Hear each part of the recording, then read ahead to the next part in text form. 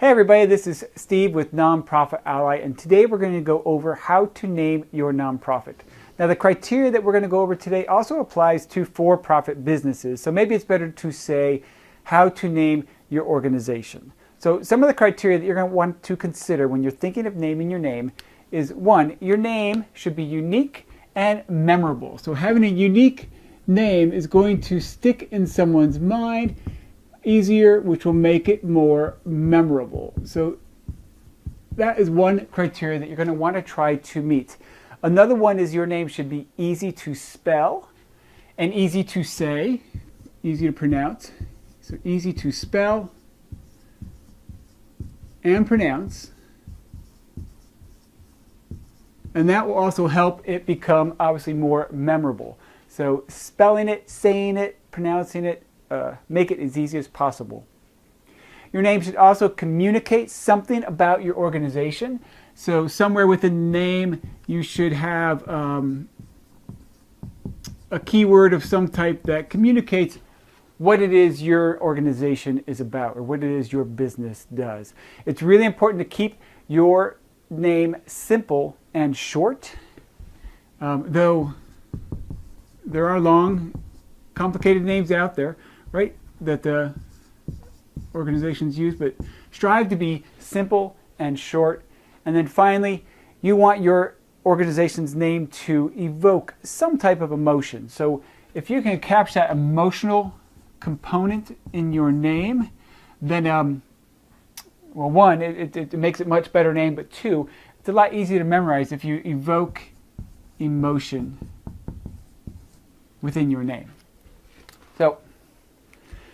So these are 5 criteria. Now these 5 criteria, you don't have to meet these all. In fact, it'd be very difficult to try to meet all of these criteria with just one name.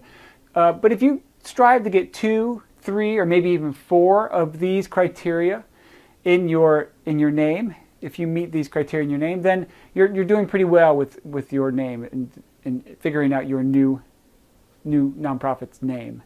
Now the next thing, now that you have an idea of what the criteria are, we're going to go over on where to start. Like, how are you going to figure out these words? What words to use in your name? So there's a couple ways to do this.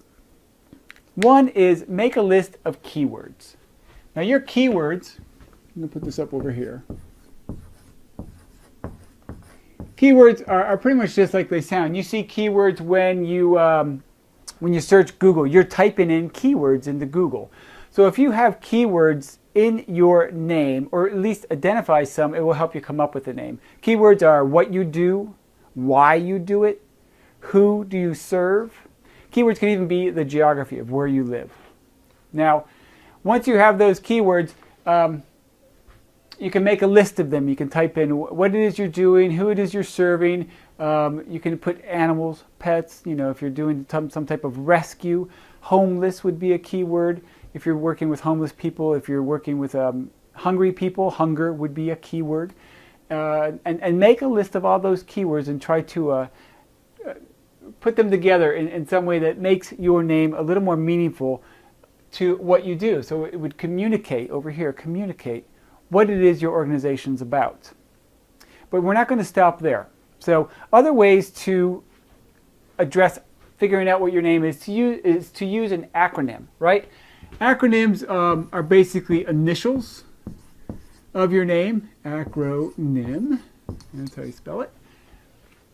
And most of the time, these initials will spell something, all right? So let's say that you had an organization called Business and Education Succeeding Together, B-E-S-T, BEST, Business and Education Succeeding Together.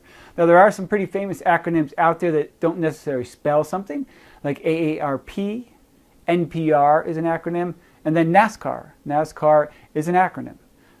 So it's sometimes a lot easier to figure out what you're saying, maybe use those keywords in a sentence, a short sentence, and then make your name an acronym.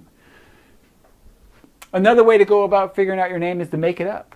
There are plenty of organizations out there that make up a name and are very successful at it.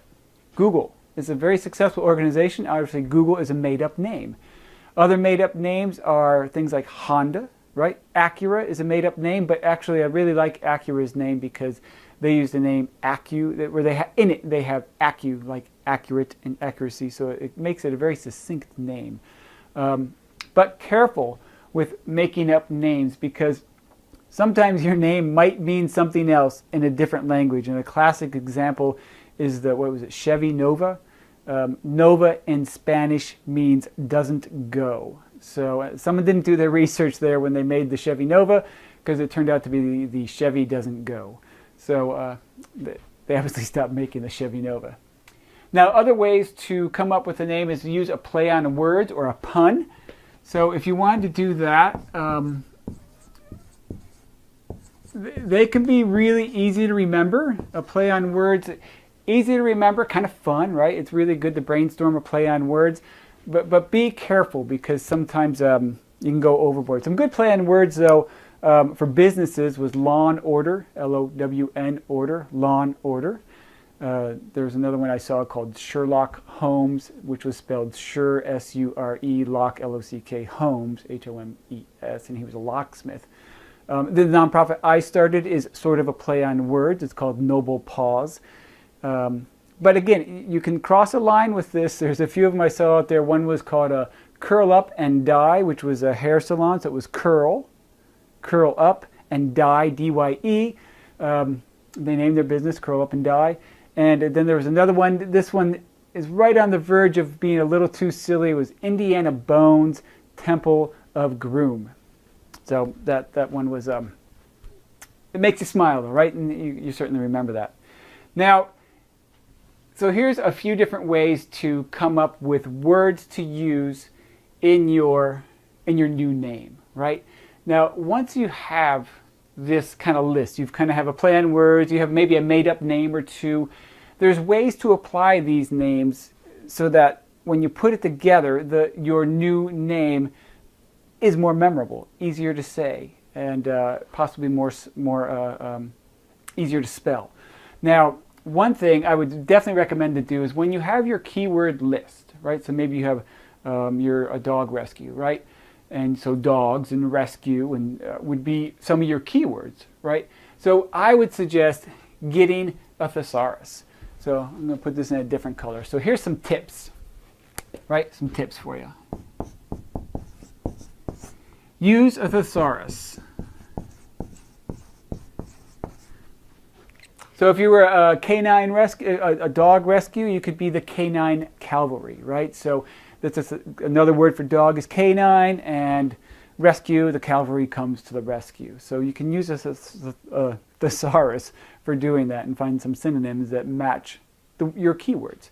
Other ways is to maybe be a little poetic. You can use alliteration and assonance.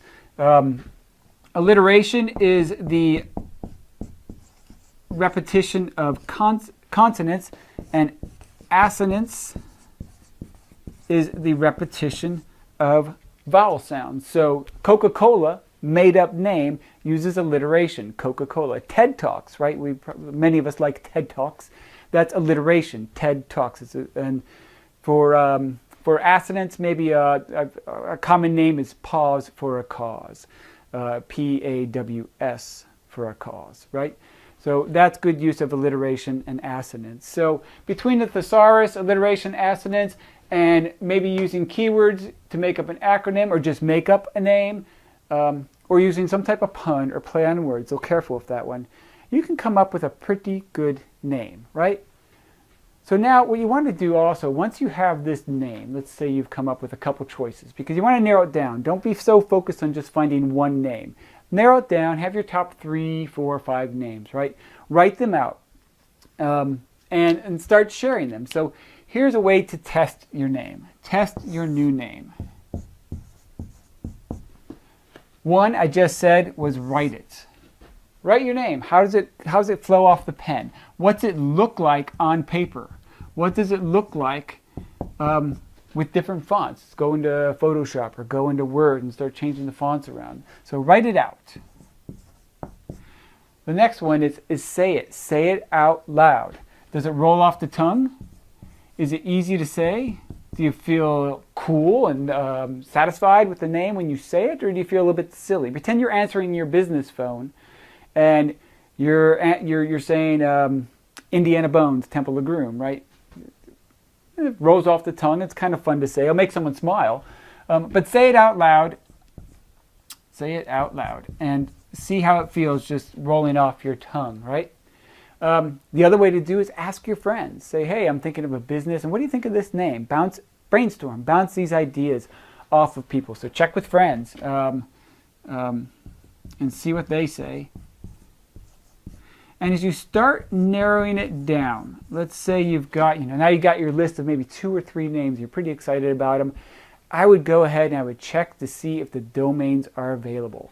So if the domain is available, all the better. If it's not available,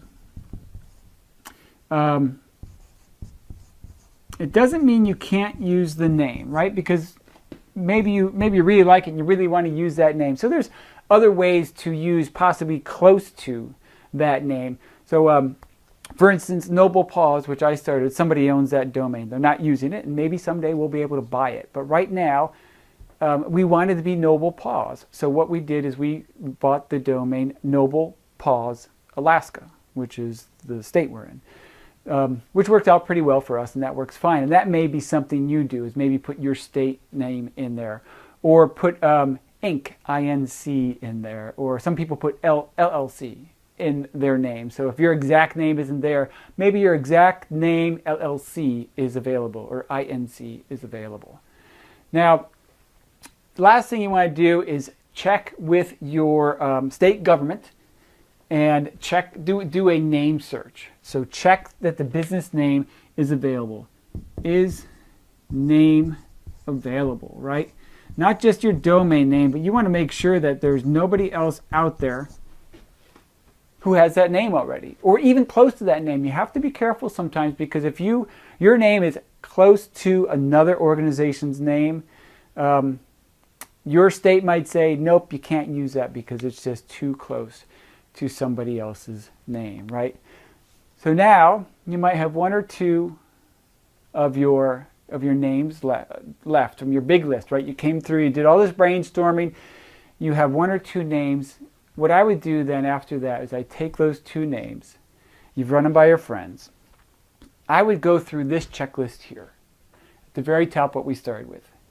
How unique and memorable is the name? Is it easy to say and pronounce? Does it communicate something about what you're doing? Is it simple and short? And does it evoke emotion? If one name over the other meets more of these criteria than the other name, then I would probably lean towards that one. Then there's that kind of gut instinct too. So just go with the one that feels right. If you've got it down to 2, run it through that checklist, and then in the end, your gut will tell you, okay, that one feels right. That feels like what we do. That feels like who we represent. All right, folks. Well, that's it. I hope this is helpful.